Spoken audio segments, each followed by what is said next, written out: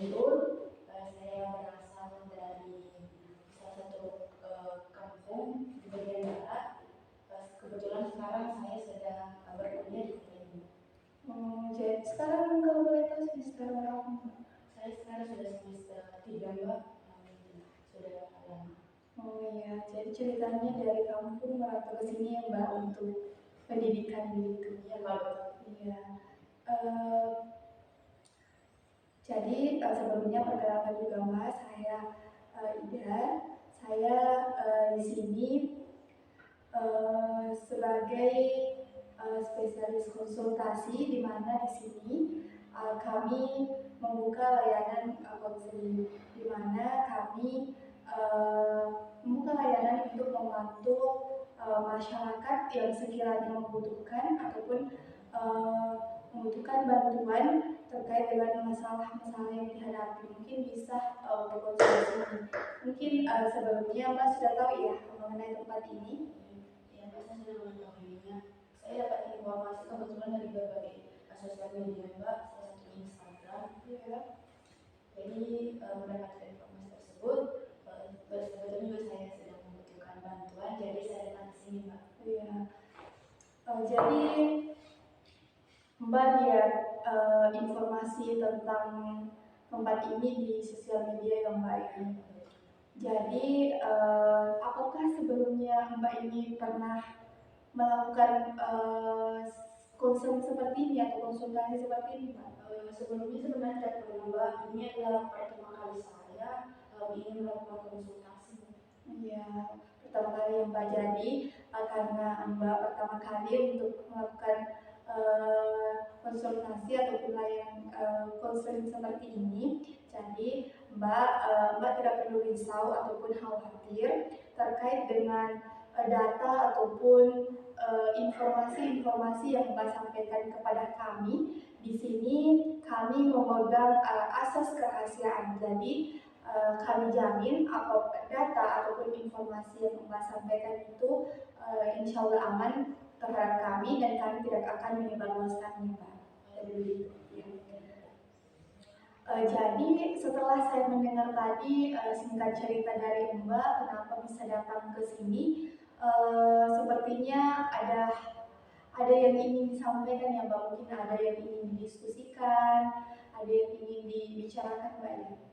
Ya Mbak, betul, kebetulan saya datang ke sini ingin meminta bantuan juga karena sebenarnya kan saya mahasiswa Mbak, mahasiswi.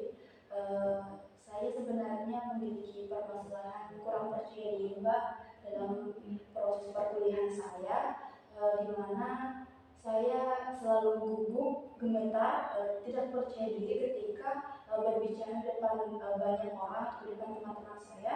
Bahkan ketika presentasi sekalipun saya sangat merasa gugup Mbak, dan juga saya sampai gemetaran, tidak tahu ingin berkata apa Mbak. Oh iya, jadi ceritanya Mbak ini mungkin kurang percaya diri ya Mbak ya untuk menghadapi ataupun menjalankan aktivitas Mbak ini sebagai mahasiswa yang bisa dibilang kurang percaya diri dalam dunia perkuliahan ataupun di bangku atau di dalam kelas ya Mbak ini gitu. Jadi bagaimana sebenarnya Mbak ini selama ini kan Mbak sudah semester 3 ya, jadi dalam kurun waktu sudah 1 tahun lebih begitu Mbak ya. Jadi selama ini bagaimana Mbak ini mengekspresikan kurang percaya diri Mbak ini? Sebenarnya selama kurang lebih 1 tahun ini saya berkuliah, saya lebih memaksakan diri sebenarnya Mbak, memaksakan diri untuk tampil di depan banyak orang ataupun presentasi sekalipun, karena padahal dalam diri saya itu memiliki banyak ketakutan sebenarnya Mbak. Jadi kalau dibilang saya selama 1 tahun ini betul-betul saya memaksakan diri karena saya tidak mendapatkan solusi dari permasalahan saya ini Mbak. Tapi Oh iya, jadi selama ini mungkin ada paksaan ya dalam diri Mbak, mungkin juga ada tekanan karena mungkin Mbak melakukan ini karena terpaksa melakukan presentasi ataupun menjalani perkuliahan ini sedikit terpaksa, sedikit tekanan karena ada perasaan tidak percaya diri dalam diri Mbak ya. Iya.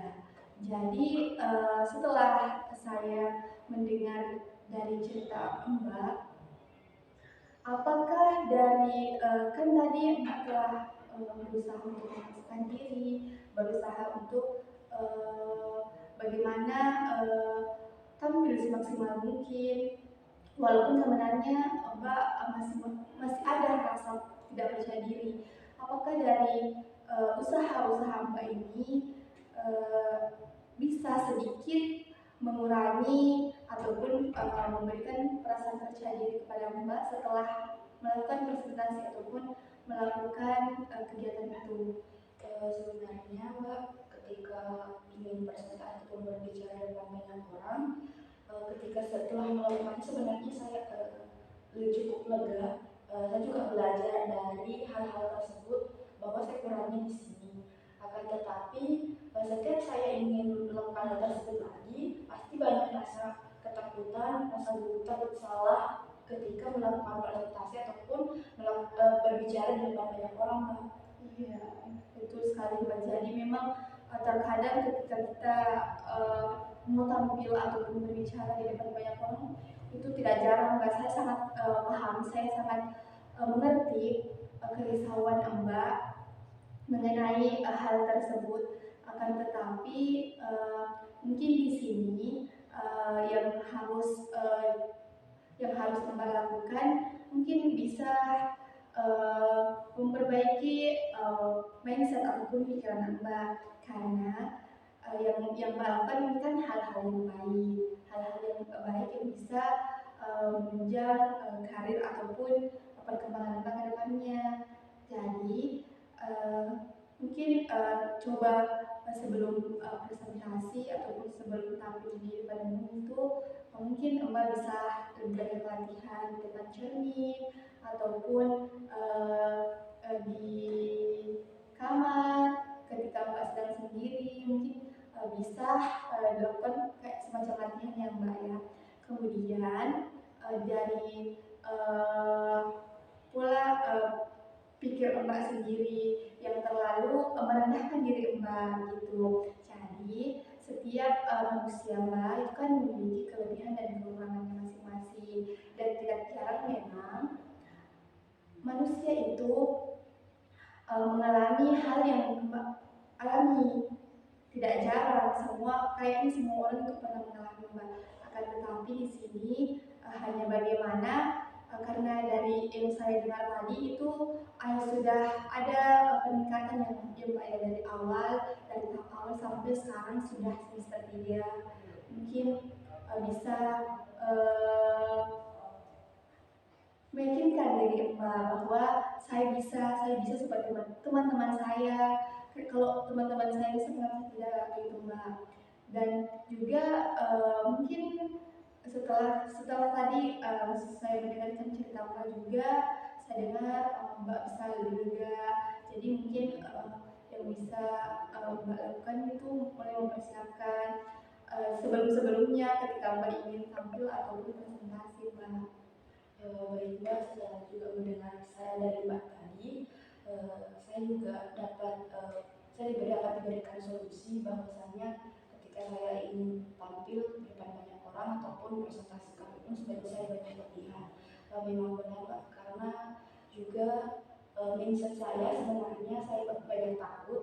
Betul yang apa tadi Mbak katakan, bahwasanya saya terlalu banyak juga memikirkan perkataan-perkataan orang lain, jadi banyak ketakutan dalam diri saya. Jadi ketika ingin tampil depan bukan takut salah, takut diejek atau sama seperti itu. Iya betul sekali Mbak, memang terkadang itu yang menakutkan dalam diri kita sendiri itu adalah pikiran kita sendiri, karena terkadang kita memikirkan apa yang sebenarnya tidak terjadi. Jadi kita yang menekan diri kita untuk melakukan sesuatu hal-hal yang baik karena kita berpikiran akan takut salah, takut tertawakan, tapi sebenarnya apa yang kita pikirkan itu tidak seperti itu, Mbak. Alhamdulillah, terima kasih banyak Mbak atas sarannya. Kedepannya saya akan mencoba hal tersebut.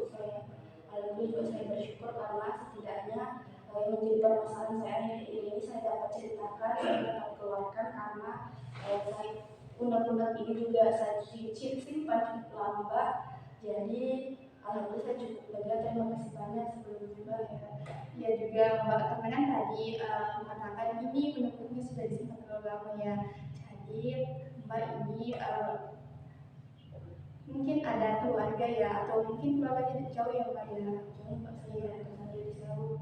Mungkin kan jauh, jadi mungkin ketika ada sedikit yang mengganjal ataupun yang mungkin mau diceritakan dan mungkin Mbak dirasakan untuk datang ke sini karena harus waktu dulu, mungkin bisa bertukar cerita kepada orang tua, mungkin bisa dilakukan melalui via telepon ataupun teman-teman Mbak jangan pernah menyiksa diri Mbak karena setidaknya siapa yang akan menjaga diri kita kalau bukan kita sendiri Mbak. Jadi mungkin ada bebannya atau ada yang mengganjal di hatinya kalau ada yang mau cerita.